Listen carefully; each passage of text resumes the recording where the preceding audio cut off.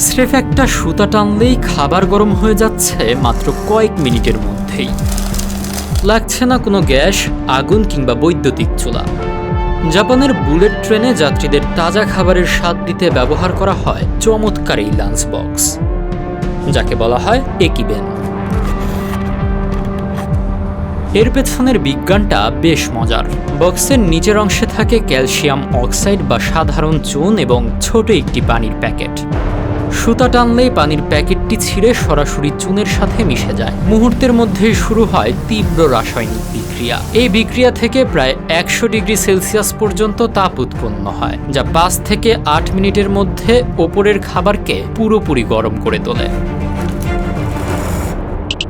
আমাদের ভিডিওগুলো সাতক্ষীরা থেকে দেখছেন মেহেদি হাসান, কুমিল্লা থেকে দেখছেন হাসিব মাহমুদ, জয়পুরহাট থেকে দেখছেন মোহাম্মদ রিয়াদ, আমিনুল ইসলাম দেখছেন মালয়েশিয়া থেকে এবং পাবনা থেকে দেখছেন মোহাম্মদ খায়রুল ইসলাম।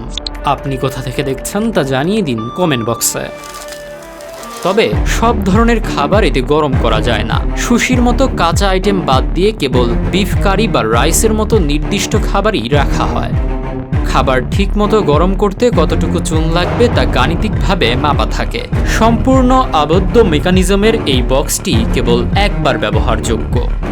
1987 সালে জাপানে উদ্ভাবিত অভিনব এই বক্সগুলোর দাম সাধারণত 1000 থেকে 1800 জাপানি ইয়েন, যা বাংলাদেশি মুদ্রায় 750 থেকে 1350 টাকার মতো। বাংলাদেশে এখনও এ ধরনের লাঞ্চ বক্সের বাণিজ্যিক প্রচলন শুরু হয়নি।